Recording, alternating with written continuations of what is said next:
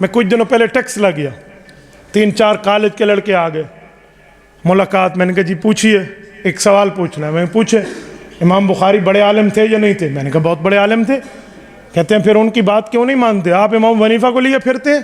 مجھے سمجھ آ گیا کہ اس بچے کو پتہ نہیں ہے کہ امام بخاری اور امام حنیفہ کے اندر فاصلہ کیا ہے, ان کے مقامات, رتبات و مقامات, درجات کیا ہے. میں نے کہا بیٹا امام حنیفہ کب پیدا ہوئے؟ جو میں پہلے بات کر چکا ہوں. اب اسے پتہ نہیں. امام بخاری بہت پہلے پیدا ہوئے. میں نے کہا جی بہت پہلے نہیں, تھوڑا بہت تو بتاؤ. یہ آپ نے سنا کہاں سے؟ وہ جی یوٹیوب پر ہم نے کسی انجینئر کو سنا ہے. جی میں کہا جی جزاک اللہ, میں قربان جاؤں تیرے اوپر. اور دودھ والے سے ملتا ہے, گھی والے سے ملتا ہے, علم والے سے ملتا ہے. نقشہ بنوانا ہے تو انجینئر کے پاس چلا جا.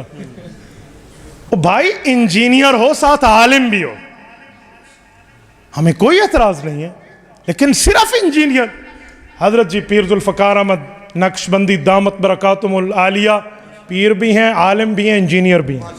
ہمیں کیا, ہمارے آنکھوں کے سرما, ہمارے سر کا تاج, ہمیں کیا اعتراض.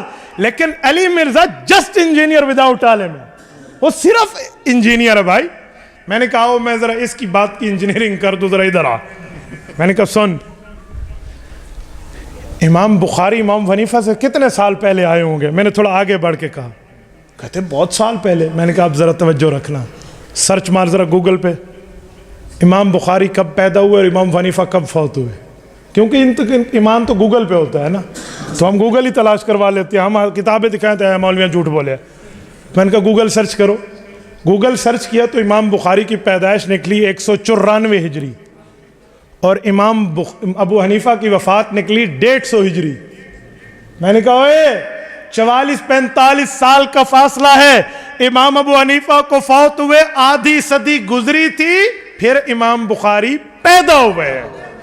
اس بچے کی یوں ٹیک جا کے لگی ہونا آرام ہے. انجینئر دے گلاں سن دیں, تھلی سیدھی ہے یا ٹیڑھی ہے, سڑک سیدھی ہے یا ٹیڑھی ہے, نقشہ ٹیڑھا ہے یا سیدھا ہے, یہ انجینئر بتائے گا. علم قرآن اور حدیث کیا ہے یہ علماء بتائیں گے. تو وہاں بیٹھا ہوا ہے. اچھا پھر اس کی تھوڑی طبیعت صاف ہوئی. کہتے ہیں اچھا امام ابو حنیفہ رحمہ اللہ اتنے پرانے بندے ہیں. میں نے کہا ایک منٹ, ابھی میں نے گولی دکھائی ہے, گولی کھلائی نہیں ہے, توجہ رکھنا. کہتے جی ٹھیک ہے. میں نے کہا امام بخاری رحمہ اللہ امام حنیفہ کا مخالف نہیں تھا, وہ تو صحیح بخاری میں امام بخاری رحمہ اللہ ان روایتوں کو لائے ہیں جن میں امام ابو حنیفہ کے شاگرد ان کے استاذ اور دادا استاذ بنتے ہیں. کہتے اچھا امام بخاری امام حنیفہ کے شاگردوں سے روایت لائے ہیں؟ میں نے کہا جی ہاں. کوئی ایگزامپل؟ میں نے کہا کوئی ایک دوسری ایگزامپل دوں گا تو بھول جائے گی. بخاری کی پہلی حدیث پہ آ جائے. باب کیف کان بدء الوحی الی رسول اللہ صلی اللہ علیہ وسلم کھولیے. وبہ قال حدثنا الحمیدی قال حدثنا سفیان کھولیے. انما الاعمال کی روایت کھولیے. کہتے جی ہاں. میں نے کہا پہلا راوی حمیدی ہیں. حمیدی کا حاشیے میں نیچے نام دیکھ ہوا عبداللہ ابن زبیر المکی. ان کا نام عبداللہ ابن زبیر المکی ہے, اور حمیدی شاگرد ہیں عبد الرزاق ابن الحمام الصنعائی کے, اور وہ شاگرد ہیں امام اعظم ابو حنیفہ. میرے تے حضرت نانوتوی جنہ فاصلہ ہے, ٹھیک ہے.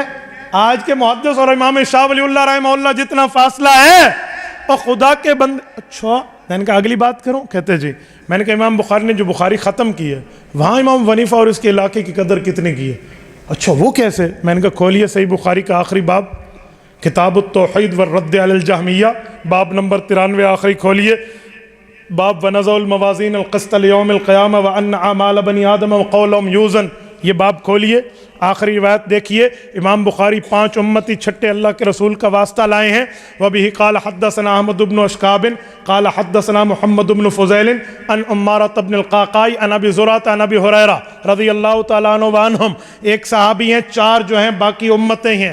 یہ جو 4 امتی ہیں یہ کہاں کے رہنے والے تھے؟ امام بخاری یہی روایت آخری کیوں لائے ہیں, کسی اور کو لاتے؟ امام احمد بن اشکاب, محمد بن فضیل, عمارۃ بن القعقاع, ابو زرع جن کا اصل نام حریم ہے, یہ کہاں کے تھے؟ میں نے کہا کھول الکواکب الدراری جس کو حاشیہ کرمانی کہتے ہیں, جلد نمبر 25 کھولیے, آخری صفحہ کھولیے. وہ کہتے ہیں فیہ لطائف, اس میں بڑے بڑے دلیلیں ہیں اور بڑی مزے کی دلیلیں ہیں. امام کرمانی لکھتے ہیں پہلی دلیل یہ ہے اربعۃ کلہم کوفیون، یہ چاروں امام ابو حنیفہ کے پڑوسی ہیں۔ امام بخاری شروع کرے، ابو حنیفہ کو سلام کرے، بخاری ختم کرے، احناف کے حوالے کر کے جائے۔ تو زبان والا کہہ رہا ہے امام بخاری اور امام حنیفہ یہ تھے؟ پھر اس کی طبیعت صاف ہو گئی۔ اچھا تو ایک دو بات اور پوچھوں؟ میں نے کہا بڑے شوق سے پوچھیں، امام بخاری نے امام حنیفہ کا نام کیوں نہیں لیا بخاری شریف میں؟ میں نے کہا ٹھیک ہے، میں آپ کا یہ بھی علاج کرتا ہوں۔ مجھے یہ بتا، امام بخاری رحمہ اللہ نے امام ابو حنیفہ کا نام نہیں لیا قرآن میں، حدیث میں، اپنی کتاب میں، تو کیا مطلب؟ کہتے اس کا معنی مانتے نہیں تھے۔ میں نے کہا چلو، اگر میں یوں پوچھ لوں کہ ابو بکر، عمر، عثمان، علی کا نام نہیں آیا قرآن میں، حضرت زید کا آیا، تو تیرا جواب کیا ہوگا؟ ایک منٹ، میں اس کو نہیں چھیڑتا، لیکن میں ویسے پوچھ رہا ہوں، امام بخاری نے نہیں لایا تو کیا ہوا؟ کہتے اس کا معنی نہیں مانتے۔ میں نے کہا اچھا، میں ذرا تیری طبیعت صاف کرتا ہوں۔ امام بخاری رحمہ اللہ کے بارے میں دو روایتیں، یا تو فقیہ ہیں اور یا مقلد ہیں۔ طبقات شافعیہ میں امام سبکی رحمہ اللہ نے لکھا ہے کہ یہ شافعی ہیں، کہتے جی ہاں۔ تو میں نے کہا امام شافعی کو ماننے والے ہیں؟ کہتے جی ہاں۔ تو میں نے کہا امام شافعی امام بخاری کے کون ہیں؟ کہتے ہیں امام ہیں۔ میں نے کہا پوری بخاری میں امام شافعی کا نام لیا ہے اس نے؟ نہیں۔ تو میں نے کہا پھر اپنے امام دے مخالف سی، اپنے امام کے بھی مخالف تھے۔ ہوں دس بیٹا، امام مسلم رحمہ اللہ تو پکے شافعی ہیں، پوری مسلم میں امام شافعی کی روایت نہیں لائے، تو پھر صحیحین میں تو امام ابو حنیفہ اور امام شافعی کا نام نہیں ہے، تو کیا مانا؟